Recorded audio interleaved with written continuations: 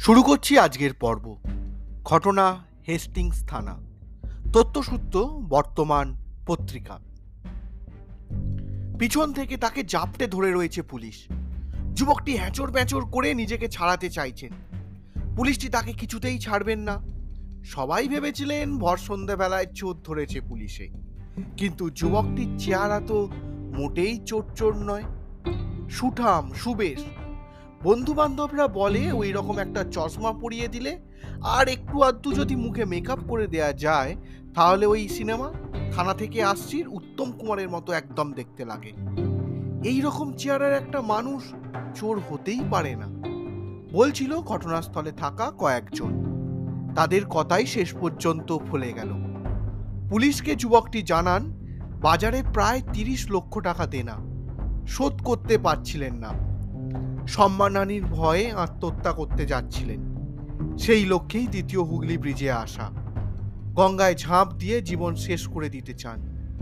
যাই হোক, পুলিশের তৎপরতার ফলে তরতাজা জীবনটি এ যাত্রায় রক্ষা পেয়ে যায়। যুবকটি পেশায় সফটওয়্যার ইঞ্জিনিয়ার। সল্টলেক সেক্টর 5-এর একটি তথ্য প্রযুক্তি সংস্থায় কাজ করেন। বিদ্যাসাগর সেতুর ট্রাফিক গার্ডের ওই পুলিশকর্মী যুবকটির প্রাণ রক্ষা করে খবর পাঠান হেস্টিংস থানায়। ঘটনাস্থলে আসেন থানার ডিউটি অফিসার ও অন্যান্য পুলিশ কর্মীরা। যুবকটিকে থানায় নিয়ে আসা হয়। জল চা খাইয়ে থিতু হওয়ার সময় দেয় পুলিশ। তারপর নম্বর নিয়ে তার বাড়িতে খবর দেয়া হয়। যুবকটি জানায় পাওনাদার বারবার তাগাদা দিচ্ছিলেন। এই মুহূর্তে ঋণ শোধ করা তার পক্ষে কোনোভাবেই সম্ভব নয়। সম্প্রতি এক আইনজীবী এই সেতু থেকেই ঝাঁপ দিয়ে আত্মহত্যা করেছিলেন। তা জেনে দ্বিতীয় হুগলি সেতু থেকে ঝাঁপ দেওয়ার এই সিদ্ধান্ত। যুবকটির বয়স মাত্র 30 বছর। বাড়িতে রয়েছেন বৃদ্ধ বাবা এবং মা। এইসব কথাবার্তা চলাকালীন যুবকটির বাবা ও মা থানায় এসে পৌঁছান। তারা পুলিশকে জানান অফিসে যাচ্ছি বলে সকালবেলায় বাড়ি থেকে বেরিয়েছে ছেলে, কিন্তু সে যে এই কাজ করবে তা ঘূর্ণাক্ষরেও টের পাননি তারা। এরপর ইঞ্জিনিয়ার যুবকটিকে বুঝিয়ে সুজিয়ে বাবা মার হাতে তুলে দেয়া হয়। আর তার আগে আরও একটি কাজ করে হেস্টিংস থানা। আত্মহত্যার চিন্তা দূর করতে থানায় নিয়ে আসা হয় এক মনোবিদকে।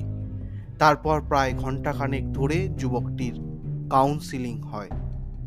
ছেলের নবজন্ম তাদেরও এক প্রকার নতুন জীবন দিল।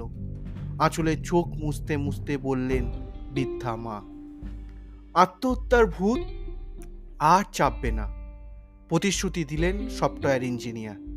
তারপর শক্ত করে ধরে বাবা মার হাত ধরে বাড়ি গেলেন। বাড়ি ফিরবেন বলে বেরোলেন থানা থেকে। সম্প্রতিকালে দ্বিতীয় হুগলি সেতু থেকে ঝাঁপ দেওয়ার একাধিক ঘটনা সামনে এসেছে। মাসখানেক আগে সেতুতে বাইক রেখে গঙ্গায় ঝাঁপ দেন নরেন্দ্রপুরের যুবক অরিজিৎ দাস। এই রকম ঘটনার এক সপ্তাহ খানেক পরেই ফের সেতুর রেলিং টপকে ঝাঁপ দেন আরিফ আনসারি নামে এক আইনজীবী। এই রকম থানার ভিতরের রহস্য রোমাঞ্চ কিছু ছোট গল্প দিয়ে সাজানো থাকবে আমার এই নিবেদন। থানা থেকে আসছি প্রতি বুধবার ঠিক রাত 11টায়। শুনতে ভুলবেন না কিন্তু।